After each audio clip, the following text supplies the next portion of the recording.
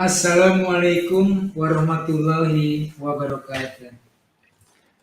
Puja dan puji syukur kepada Allah yang Maha Pemurah, Maha Pengasih lagi Penyayang.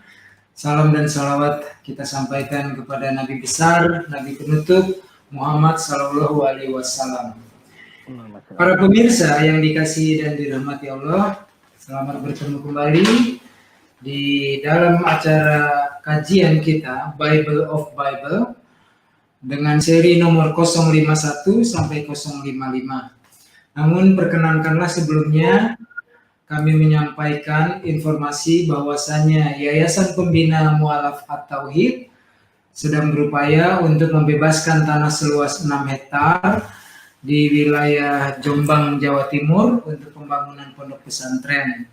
Untuk itu, kerelaan, keikhlasan saudara-saudari untuk memberikan donasinya atas upaya ini kepada Yayasan Pembina Mu'alaf At-Tauhid dengan Bank Mandiri Syariah kode 451 lalu nomor rekening 11 88 88 99 95 atas nama Yayasan Pembina Mu'alaf At-Tauhid, sebuah yayasan yang resmi secara hukum.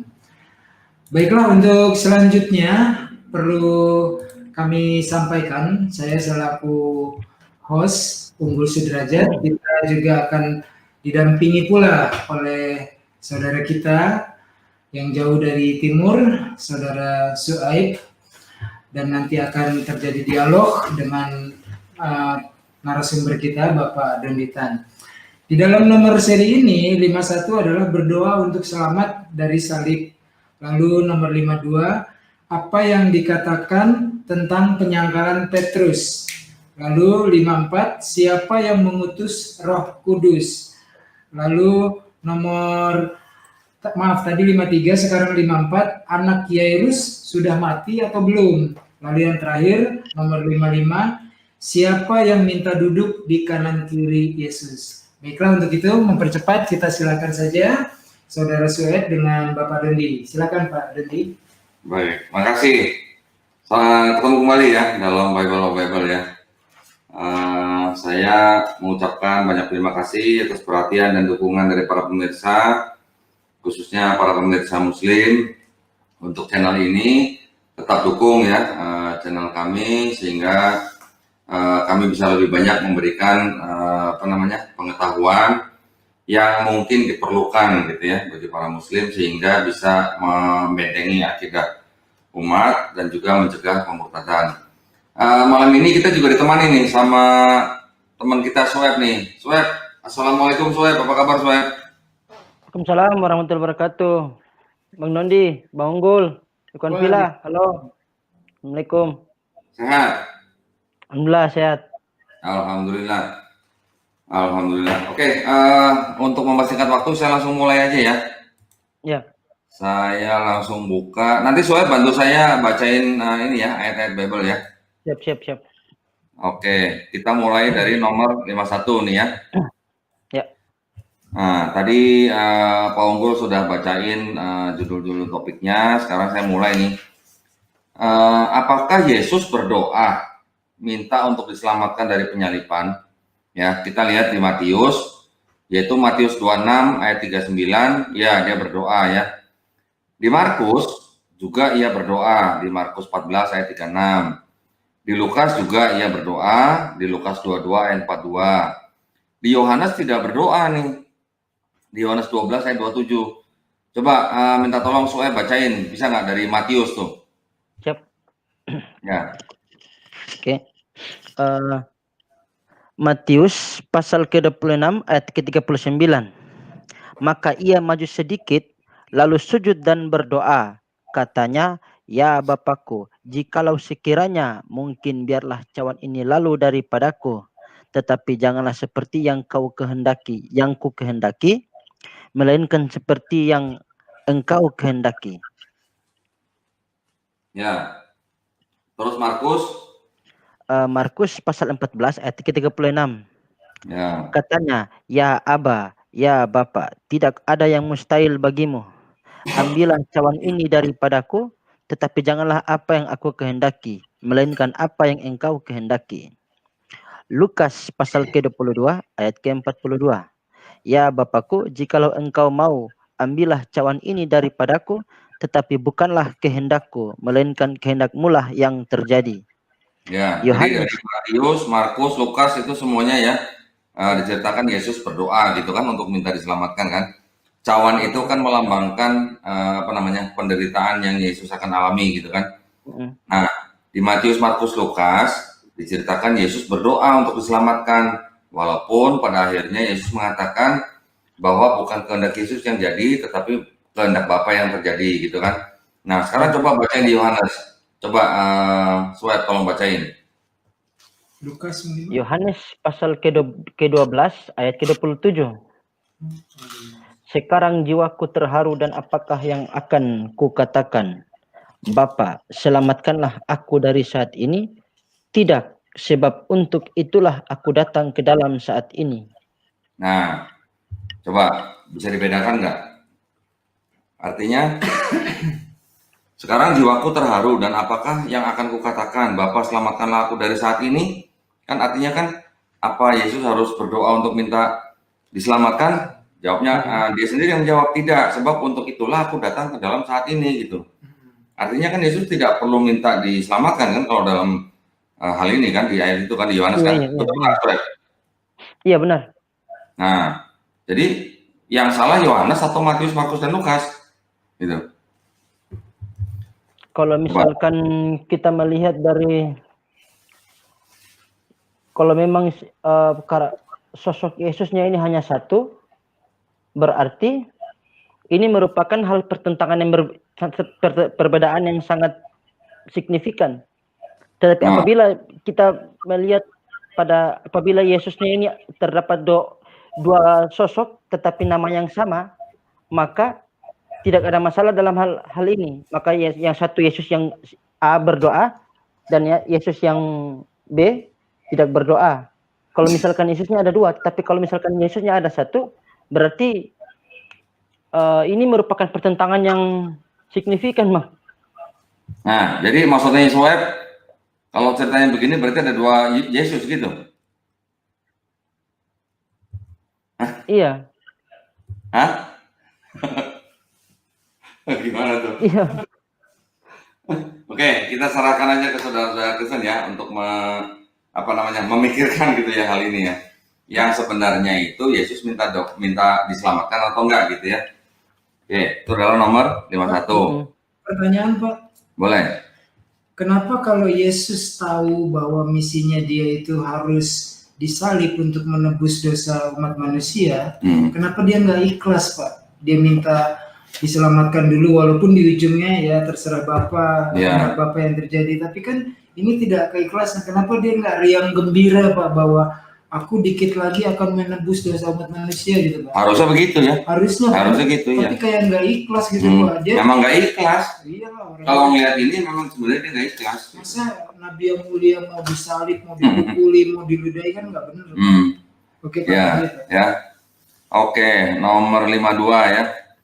Apa yang Yesus katakan tentang penyangkalan Petrus ya, kan kita tahu kan ceritanya sangat masyhur bahwa Petrus menyangkal Yesus pada waktu Yesus ditangkap sebelum ayam berkokok gitu kan. Nah, ini coba kita lihat apakah yang Yesus katakan tentang penyangkalan Petrus. Di Matius tidak diceritakan nih. Biasanya kan Matius paling banyak cerita kan. Di Markus ceritakan di Markus 14 ayat 30, sebelum ayam berkokok 2 kali, ya, sebelum ayam berkokok 2 kali. Berarti 1 kali itu udah sebelum 2 kali ya. Tapi berkokok nggak? Sudah Pak. Berkokok ya? Iya, kan sebelum 2 kali, 1 pun udah berkokok. Ya, engkau telah menyangkal aku 3 kali. Ya, artinya ayam itu sudah berkokok, belum 2 kali, Petrus sudah menyangkal berapa kali? 3 kali. 3 kali. Ya. Di Lukas tidak diceritakan. Sedangkan di Yohanes 13 ayat 38, sebelum ayam berkokok, Petrus telah menyangkal 3 kali. Sebelum ayam berkokok loh ya. Artinya ayamnya sudah berkokok belum? Belum, masih tidur. Masih tidur kedinginan. belum waktunya berkokok gitu ya. Belum. Nah, coba Suhaib bacain Markus 14:30 sama Yohanes 13:38. Siap. Markus pasal ke-14 ayat ke-30. Lalu kata Yesus kepadanya, titik 2, pembuka, aku berkata kepadamu, sesungguhnya pada hari ini, malam ini juga, sebelum ayam berkokok 2 kali, engkau telah menyangkal aku 3 kali. Dan Yohanes pasal ke-13 ayat ke-38. Jawab Yesus, nyawamu akan kuberikan bagiku. Sesungguhnya aku berkata kepadamu, sebelum ayam berkokok, engkau telah menyangkal aku 3 kali. Nah, jadi yang benar ayamnya udah berkokok apa belum? Belum. Gimana Suhaib? Udah berkokok belum? Bingung aku ini. Jangan-jangan ayamnya beda. Oh, beda ayam tuh ya, beda ayam ya. Ayam. Ya, gimana dong Suhaib? Ayamnya udah berkokok belum? Iya nih, baik. Pusing aku. Sampai kopiku habis. Sampai kopiku habis gitu. Iya. Jangan dihabisin dulu kopinya. Nah, jadi gimana dong? Kalau gini, yang satu sebelum berkokok 2 kali, artinya berkokok 1 kali kan? Yesus Petrus sudah menyangkal 3 kali kan? Nah ini yang satu belum berkokok sudah menyangkal 3 kali. Iya. Yang benar yang mana Web? Atau yang salah yang mana? Aku iya bang, ini aduh gimana? Ayamnya ayam. Mungkin jangan-jangan yang satu lagi ayam tetangga kali ya? Ayamnya beda, Pak. Ayamnya beda ya? Ya, yang didengar Yohanes sama didengar Markus beda ayam. Oh, yang satu gitu ya? ayam kate, yang satu ayam Bangkok. Nah itu benar Panggul. Oke, nah gimana dong? Ini kan yang disebut kitab suci, ya kan? Ini kan adalah yang diakui sebagai tulisan yang terinspirasi oleh Roh Kudus. Iya. Betul kan? Tapi kenapa bisa beda-beda begini? Atau Roh Kudusnya yang ada 2, Pak. Oh iya. Yang satu datang ke Markus, yang satu datang ke Yohanes. Beda ya? Bisa jadi begitu. Oh, iya. Inspirasinya Dan beda. mungkin juga curiga ini. Aku curiganya itu Roh Kudus di ayam itu. Jadi yang salah ayamnya atau Roh Kudus ya? Pusing lah. Ayamnya. Kalau nggak bilang ayam nanti ntar Kudusnya marah lagi. Nah loh. Oke ya, ini nomor 52 ya. Nah nomor 53, siapa yang akan mengutus Roh Kudus? Matius, Markus, Lukas nggak cerita apa-apa nih. Yohanes malah cerita di dua ayatnya tuh, di Yohanes 14:26 dan Yohanes 15:26. Ya, coba siapa Surat tolong bacain. Siap. Yohanes pasal ke-14 ayat ke-26. Tetapi penghibur yaitu Roh Kudus yang akan diutus oleh Bapa dalam namaku, dialah yang mengajarkan segala. Siapa yang mengutus? Roh Kudus. Yang mengutus. Yang mengutus siapa? Bapa. Oh, Bapa. Oke, terus. Dialah yang akan mengajarkan segala sesuatu kepadamu dan akan mengingatkan kamu akan semua yang telah kukatakan kepadamu. Oke, sekarang Yohanes 15:26. Yohanes pasal ke-15 ayat ke-26. Jikalau penghibur yang akan kuutus dari Bapa datang, yaitu Roh kebenaran yang keluar dari Bapa, ia akan bersaksi tentang aku. Nah, di situ siapa yang ngutus? Yesus.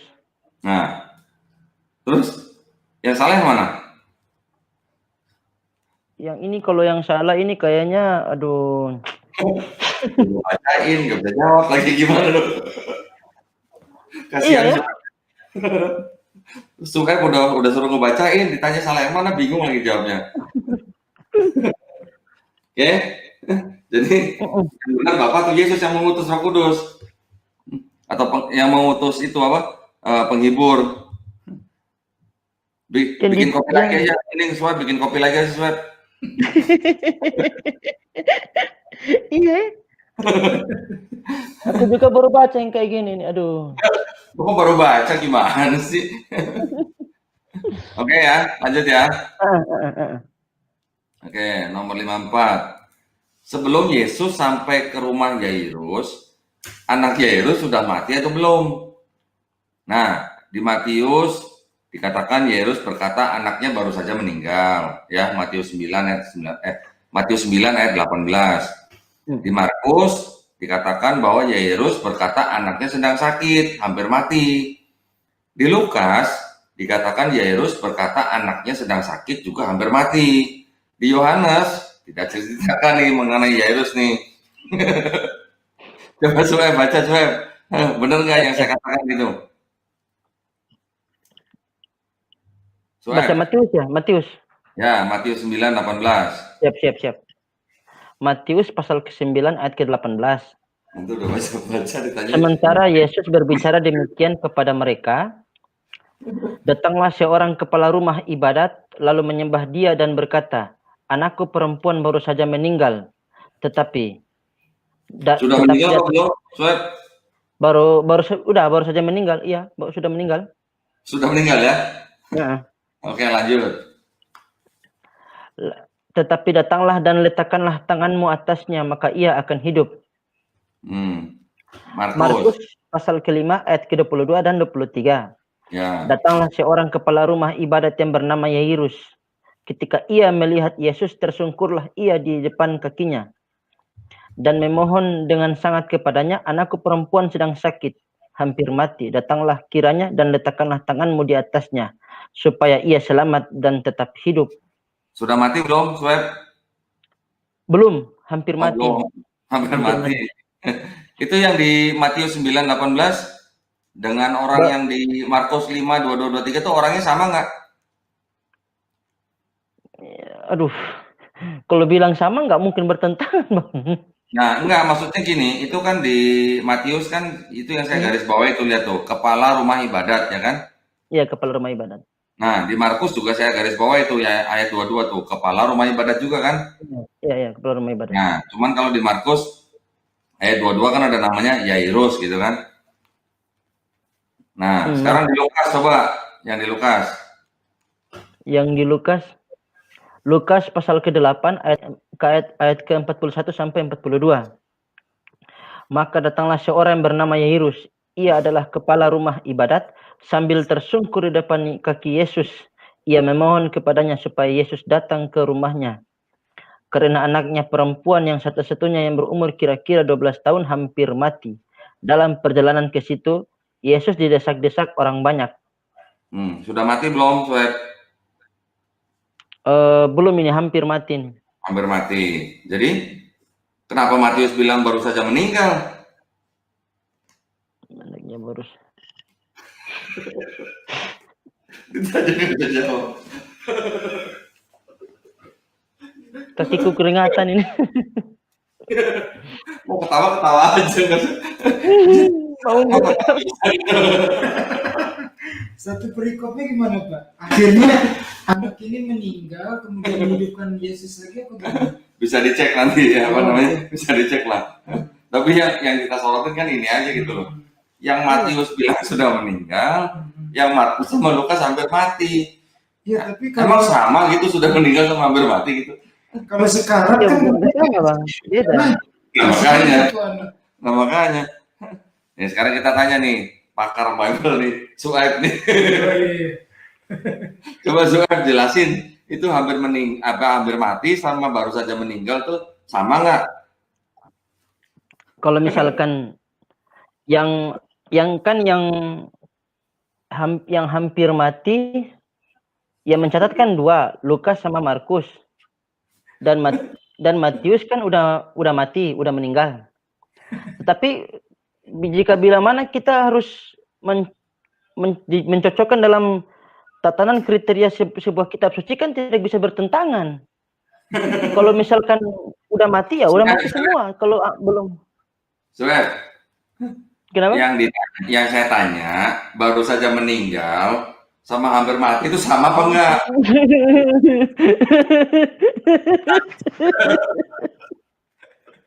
Suaib nangis. Orang ditanya nangis.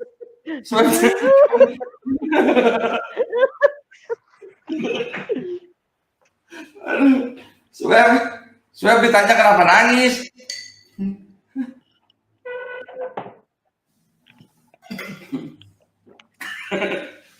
Nanti kalau Kenapa? ada Kenapa, Bang? Swab, Ya? kan saya tanya, hampir baru saja meninggal sama hampir mati itu sama apa enggak? Jangan nangis dong. Enggak sama. Jawabnya. Enggak sama, Bang. Hah? Bisa jawab nggak? Enggak sama. Nggak sama. Jadi yang salah yang mana? Yang Nangis salahnya lagi. ini aduh.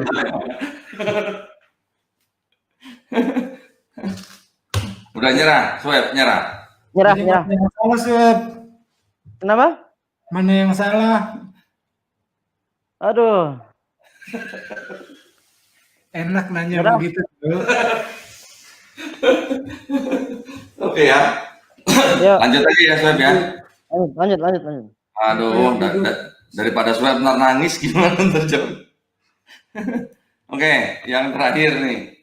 Siapa yang membuat permohonan agar kelak duduk di sebelah kanan dan kiri Yesus? Ya, di Matius itu yang membuat permohonan adalah ibu, ya. Ibu itu dari anak-anak Zebedeus. Nah, itu adanya di Matius 20 ayat 20 sampai 21. Di Markus yang membuat permohonan itu anak-anak Zebedeus, bukan ibunya ya. Tadi ibu sama anak-anak kan beda kan? Nah, Beda. itu di Markus 10 ayat 35 sampai 37. Coba Swab bacain, Swab. Kamu bacain juga sambil mikir ya. Nanti kalau saya tanya mana salah kamu harus bisa jawab ya.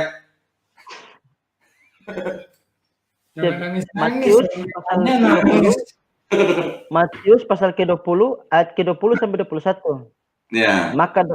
Maka datanglah ibu anak-anak Zebedeus serta anak-anaknya itu kepada Yesus, lalu sujud di hadapannya untuk meminta sesuatu kepadanya. Kata Yesus, apa yang kau kehendaki? Jawabannya, berilah perintah supaya kedua anakku ini boleh duduk kelak di dalam kerajaanmu, yang seorang di sebelah kananmu dan yang seorang lagi di sebelah kirimu. Nah, yang minta siapa itu? Sang ibu. Ibu. Terus yang Markus? Yang Markus lalu Yakobus dan Yohanes anak-anak Zebedeus mendekati Yesus dan berkata kepadanya, Guru, kami harap supaya engkau kiranya mengabulkan suatu permintaan kami. Jawabnya, kepada mereka, apa yang kamu kehendaki aku perbuat bagimu. Lalu kata mereka, perkenankanlah kami duduk dalam kemuliaanmu, kelak yang seorang lagi di sebelah kananmu dan yang seorang di sebelah kirimu. Nah, itu yang minta siapa? Anak-anak Zebedeus. Nah, terus gimana? Yang salah yang mana? Yang minta ibu atau anak-anak Zebedeus? Bukan saya yang salah, Bang. Bukan saya yang salah katanya. Udah pinter ya. Udah pintar bisa jawab ya. Nah, mungkin ini peristiwanya beda kali. Bisa jadi. Itu. Yang ibu mungkin mintanya terpisah, yang anak mungkin mereka mintanya terpisah gitu. Bisa gitu nggak? Ya paling kalau mau mencari alibi kayak begitu. Kayak gitu ya. Ada waktu. Tapi bedanya di Matius tidak pernah diceritakan kalau anak-anak itu langsung minta ke Yesus. Sedangkan di Markus juga tidak pernah diceritakan sang ibu yang minta ke Yesus gitu. Yeah. Jadi Mana yang salah, Swab? Bang Unggul yang salah. kalau Unggul yang salah. Gimana? Udah bisa balikin. Pinter dia. Soalnya ini kalau misalkan kita kita dekatkan ke kriteria kitab suci, dia nggak boleh bertentangan, Bang. Nggak boleh lah. Nah, jadi Swab nyesel kan ikut Bible nih? Bukan keringat dingin. Untung nggak amandel tuh. Pengen ikut Bible, giliran ditanya nangis gimana itu? Aduh, gimana Swab? Oke, jadi itulah Bible kali ini ya, nomor berapa tadi? Nomor 51 ya. 51 sampai 55 ya. Nah, terus ada mau bonus nggak? Bonus, Pak. Bonus. Boleh. Nungguin. Swab mau bonus nggak? Boleh, tapi dosisnya jangan terlalu tinggi. Apanya? Dosisnya jangan terlalu tinggi, ntar nggak bisa tidur ini.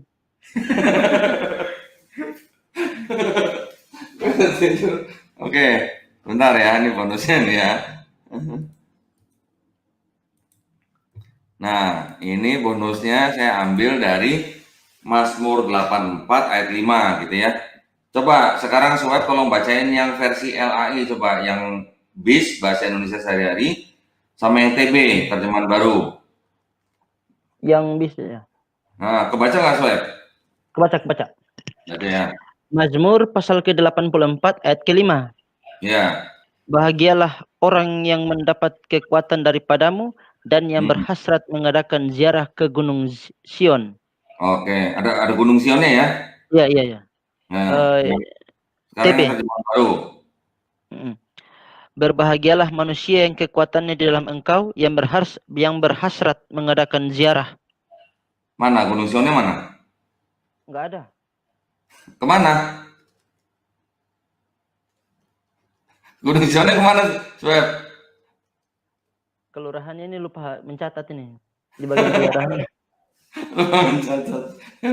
Oke, sekarang coba kita lihat yang versi KJV ya. Coba Soeb bacain bahasa Inggris bisa kan?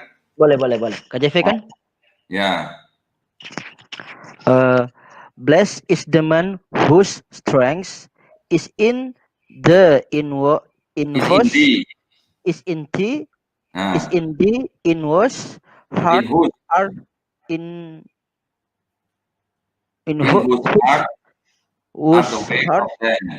whose heart are the way of them. Ya. Ada nggak kata-kata Gunung Sion di situ atau Mount Zion? Nggak ada. Nah terus kemana? Gunung Sionnya kemana?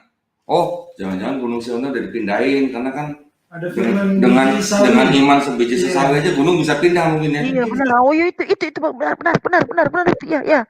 Mungkin itu iya mukjizatnya itu. Serem banget sih. Iya jadi saya begitu, saya udah pindah Pep, karena ada iman sebiji sesawi gunung pindah. Iya. Untung nggak Markus 16 yang 18 itu bahaya. Nah, jadi yang versi KJV tidak ada kata-kata Sion gitu ya. Di terjemahan baru juga nggak ada. Tapi di bahasa Indonesia sehari-hari bisa ada tuh Gunung Sion gitu, dari mana gitu ya. Kata-kata Gunung Sion itu ya. Tetapi kalau kita ngelihat ke bahasa aslinya ya sama terjemahan yang lain, misalnya nih versi yang GNB ya, Good News Bible. How happy are those whose strength comes from you, who are eager to make the pilgrimage to Mount Zion. Nah, di sini ada kata-kata Mount Zion nih. Ya. Kemudian kalau versi ESV, blessed is the man whose strength is in thee, in whose heart are the highways to Zion. Ya. Kemudian versi RV, Revised Version, blessed is the man whose strength is in thee, in whose heart are the highways to Zion. Nah, yang 3 versi ini ada kata-kata nih, ada Gunung Zionnya nih, sama dengan yang versi BIS gitu ya. Sedangkan versi terjemahan baru sama dengan versi KJV, tidak ada kata-kata Zionnya. Padahal ini semuanya ini itu adalah terjemahan loh, bukan aslinya loh ya. Nah, kalau begitu coba kita lihat di tulisan aslinya. Terjemahannya juga blessed is the man whose strength is in thee, in whose heart are the ways of them. Nggak ada kata-kata Zion gitu ya. Artinya ya, kembali lagi nih, berapa kali saya ngomong kan, sekian versi mengikuti naskah yang ini misalnya, sekian versi lagi mengikuti versi yang lain, itu apa, naskah kunonya gitu ya. Jadi makanya terjadi perbedaan-perbedaan semacam ini gitu loh. Nah, kalau begini, apakah layak disebut sebagai kitab suci gitu loh? Nggak layak Pak. Ya. Nah, ini kita punya ini nih. Mau lihat fotonya nggak di sini nih? Boleh, ya. jelas Pak. Oke, sebentar. Mazmur 84 ayat 5. Apa ya? Nah. Coba ya, Mazmur 84 ayat 5 ya. Ya. Kita lihat. Mazmur 84 ayat 5. Ayat 5. Swab punya Bible ini nggak, Swab? Waduh, nggak punya. Belum punya. Nih ya, Kalau di COD Mazmur kan ada. 84 ayat 5 ya, Ya. tadi ya. 5. Ya, Berbahagialah orang-orang tadi yang diam di rumahmu, yang terus-menerus memuji-muji engkau. Benar kan? Ayat itu kan? ah, Gunung Sionnya Pak. Nah, nggak ada nih Gunung Sionnya. Oke. Coba ya, saya lihat di footnote-nya ya, siapa tahu ada ya. Ayat 78, ayat 3. Oh, nggak ada loh, nggak ada footnote-nya loh. Nggak ada nggak ada. footnote-nya. Nggak ada, nggak ada. Nah, nggak ada, nggak ada, nggak ada. Nggak ada loh. Berarti gimana dong? Ini nggak ada petunjuk nih. Nggak ada. Yang benar ada sionnya atau enggak gitu kan? Ya. Nah, oke, itu aja bonus dari saya malam ini. Ya, mudah-mudahan kajian kita malam ini bermanfaat ya sebagai buah pemikiran ya. Mengapa yang disebut dengan kitab suci mempunyai kontradiksi-kontradiksi semacam itu? Ya, itu artinya secara keilmiahan itu artinya adalah masing-masing versi itu atau masing-masing ayat itu yang tadi mengenai penerjemahannya, mereka menerjemahkan dari naskah yang berbeda, gitu kan? Tetapi kalau yang mengenai kontradiksi-kontradiksi itu membuktikan bahwa setiap penulis daripada 4 gospel itu menulis dari cerita-cerita yang beredar di masyarakat selama puluhan tahun. Yang mana cerita-cerita itu kalau diceritakan dari orang-orang yang berbeda, ceritanya pun bisa berbeda pula gitu. Jadi kalau dibilang 4 gospel itu mendapatkan inspirasi dari Roh Kudus, kemungkinan, terus kemudian ada kontradiksi begini, berarti kemungkinan ada dua. Yang pertama, Roh Kudusnya beda-beda, gitu ya. Atau ayamnya beda-beda. Ayam. Balik ayam lagi. Yang kedua, kemungkinannya yang menceritakan itu juga orangnya beda-beda, gitu loh. Ya, itu membuktikan semua bahwa keempat penulis gospel itu bukan saksi mata langsung, betul nggak? Iya. Kalau saksi mata langsung kan nggak mungkin nulis beda-beda begitu kan? Iya. Itu lebih cocoknya ke situ. Nah, itu seperti Dan yang kalau misalnya bahas ya waktu itu yang apa namanya, yang Bible Reader's Digest Bible ya. Iya. Yang salah satu gospel kan dikatakan yang Lukas kalau nggak salah kan? Iya. Bukan eyewitness kan? Bukan. Nah, kalau gitu artinya benar bahwa penulis 4 gospel itu bukan saksi mata langsung. Hanya bercerita-cerita. Ya, hanya mendengar cerita. Jadi, Sueb. Ya. Yang benar ayam emang bekokok apa enggak? Waduh. Ayam. Kok ayam lagi? Tadi udah balik ke sini kok mulai ayam lagi. Dan kalau misalnya gini Bang, kalau misalkan Roh Kudusnya cuma satu, pasti sekalipun yang ditulis, sekalipun misalkan Bang Unggul sama aku, kalau Roh Kudusnya cuma satu, pasti ceritanya satu, dan kita juga terus, dan informasinya pasti kita sama. Oke, ada mau disampaikan lagi? Nggak ada, kalau nggak ada bisa ditutup. Bisa tutup ya. Oke. Ada juga. Aku sampaikan kepada kaum sebelah, kajian ini bukan untuk mendiskreditkan agama atau kitab suci kalian, tetapi kita hanya sharing-sharing santai. Saya menyatakan kepada kaum sebelah agar jika bila mana melihat kajian ini, tolong lihat dengan kepala yang dingin agar di mana tidak menimbul perpecah belahan di antara kita begitu. Ya. Ya, jadi tujuannya kita ini memang bukan untuk apa-apa, tetapi yang jelas tujuan saya adalah ini untuk membentengi akidah umat ya dan mencegah pemurtadan. Jadi maksudnya supaya apa yang kita sampaikan ini juga menjadi pengetahuan bagi saudara-saudara kita yang Muslim. Untuk saudara-saudara yang Kristen, silakan cek apa yang kita bacakan pada malam hari ini. Silakan cek di Bible Anda, bisa dilihat satu-satu. Dan dipikir dengan nalar gitu ya, hampir meninggal atau hampir mati dengan baru saja meninggal, itu sama nggak Suet? Nggak sama Pak. Nangis lagi. Nangis lagi.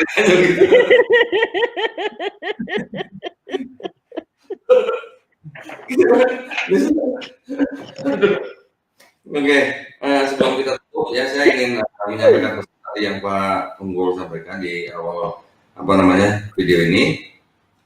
Bagi para pemirsa yang ingin menyalurkan ya zakat, infak, sodako, bisa disalurkan ke Bank Mandiri Syariah. Nomor rekeningnya kode bank 451 11 88 88 9995 atas nama Yayasan Pembina Mu'alaf At-Tauhid. Ya, saat ini kita sedang membebaskan tanah seluas 6 hektar yang berlokasi di Wonosalam, Jombang, Jawa Timur ya. Area tanah segitu itu nantinya akan dibuat menjadi pondok pesantren dan juga pusat pembinaan mu'alaf ya. Bagi para pemirsa yang ingin wakaf bisa mentransfer ke nomor rekening yang tadi sudah saya sebut dan bisa mengkonfirmasi bukti transfernya ke nomor handphone 0812 3280 2080. Itu saja yang mau saya sampaikan. Terima kasih banyak atas perhatiannya. Mohon maaf atas segala kekurangannya. Saya kembalikan ke Pak Unggul, silakan. Baiklah, para pemirsa, demikian tadi telah kita dengar bersama kajian bersama Bapak Danditan yang ditemani pula oleh saudara kita jauh dari timur, Abang Suaid. Kemudian dari hal ini saya garis bawahi, tadi sudah kita bahas mengenai kontradiksi antar gospel. Kemudian kalau kita lihat, ini saya tidak bicara tentang kitab yang lain ya, saya bicara tentang Al-Quran.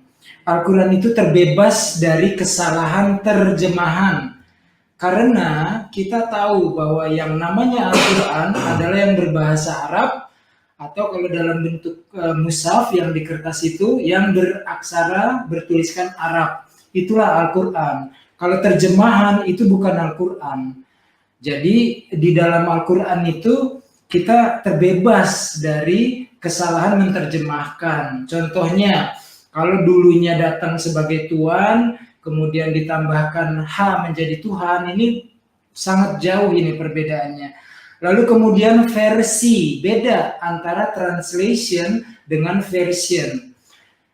Kita sering mendengar atau dikatakan bahwa Al-Quran pun terdiri dari banyak versi. Tidak benar, itu hanyalah fitnah. Karena mereka tidak tahu tentang ilmu dalam Al-Quran. Jadi bukan versinya yang berbeda, tetapi cara membacanya, kemudian dialeknya. Itu bisa kita lihat nanti di video-video di YouTube banyak. Al-Quran hanya memiliki satu versi. Kemudian dari semua itu, maka kita harus kuat, yakin bahwa Al-Quran itu seperti kata Al-Quran sendiri diturunkan oleh Allah, dijaga oleh Allah. Prosesnya bagaimana kita semua saling tahu. Al-Quran terbebas dari kesalahan karena tidak pernah salah. Kita selalu merujuk Al-Quran itu yang berbahasa Arab atau bertuliskan Arab. Tidak berubah sampai hari kiamat. Yang berubah boleh jadi terjemahannya berubah. Kemudian terjemahannya berubah dalam artian juga konteksnya tidak jauh. Paling cuma berbeda sedikit tapi maknanya tetap sama. Versinya Al-Quran cuma satu. Itu aja yang perlu saya ingatkan kepada rekan-rekan. Jadi perkuat, mantapkan. Saya tambahkan dikit. Siap. Oke, jadi saya tambahkan dikit ya. Tadi pernyataan dari Pak Unggul bahwa Quran itu mempunyai beberapa peran atau fungsi. Peran yang pertama atau fungsinya itu adalah disebut sebagai musodik. Ya, musodik itu artinya dia membenarkan kitab-kitab yang diturunkan sebelumnya, ya, Taurat, Zabur, Injil. Tetapi yang disebut dengan Taurat, Zabur, Injil itu adalah wahyu-wahyu yang diturunkan Allah Subhanahu wa taala kepada para nabi dan rasulnya. Ya, Taurat kepada Nabi Musa alaihissalam, Zabur kepada Nabi Daud alaihissalam, Injil kepada Nabi Isa alaihissalam, ya. Kemudian setelah itu Quran juga berfungsi sebagai al-muhaimin, ya, sebagai batu ujian. Artinya dia mengoreksi daripada kesalahpahaman orang terhadap wahyu-wahyu yang tadi sebelumnya sudah diturunkan. Nah, kemudian yang berikutnya adalah sebagai sifatnya mubayyin, ya, artinya memberikan penjelasan atau seperti contoh misalnya yang Yesus tidak dibunuh, tidak disalibkan ya, Isa Al-Masih tidak dibunuh, tidak disalibkan, itu adalah bagian daripada Quran menjelaskan kesalahan daripada kesalahpahaman umat-umat sebelumnya. Ya, Taurat, Zabur, Injil itu memang aslinya sudah tidak ada. Karena wahyu-wahyu itu diturunkan hanya kepada umat-umat tertentu daripada nabi-nabi yang tadi saya sebutkan, dan juga untuk masa tertentu, gitu loh. Tetapi beda dengan Al-Quran. Al-Quran diturunkan untuk seluruh makhluk, rahmatan lil alamin ya. Artinya sampai kiamat akan tetap terjaga gitu Quran. Kenapa Quran terjaga? Bagaimana caranya? Terjaganya adalah dikarenakan Quran diturunkan dengan cara oral tradition. Ya, artinya diturunkan dengan cara lisan. Ya, jadi Quran terjaga melalui hafalan daripada umat muslim itu sendiri. Jutaan orang kan sudah menghafal Quran kan. Ya. Jadi kalau seluruh mushaf ya, kertas yang disebut dengan Quran yang ada terjemahannya, semua misalnya dibakar di dunia atau dilenyapkan di dunia, dalam waktu singkat akan bikin lagi gampang gitu. Karena jutaan umat muslim sudah menghafalnya begitu. Dijaganya melalui itu. Nah, itu aja yang bisa saya tambahkan. Terima kasih banyak. Ya, begitu ya para pemirsa yang dikasihi dan dirahmati Allah. Betapa kita bersyukur diberikan Al-Quran oleh Allah yang selalu dijaga pula oleh Allah. Demikian kami sampaikan, semoga bermanfaat, dan tidak lupa kami memohon maaf bila ada salah-salah kata. Dan sekali lagi terima kasih kepada Bang Suhaib yang jauh dari timur turut menemani. Sama Bang. Ya, terima kasih kepada Bapak Dendi. Dengan ini Suhaib jangan kapok ya, ikut Bible ya. Siap. jangan nangis kalau ditanya. Baiklah Jadi kalau misalkan pukulan tinju aku dapat belur. Baiklah para pemirsa, bulan ini kami mohon pamit undur diri. Wassalamualaikum warahmatullahi wabarakatuh. Waalaikumsalam Waalaikumsalam warahmatullahi wabarakatuh.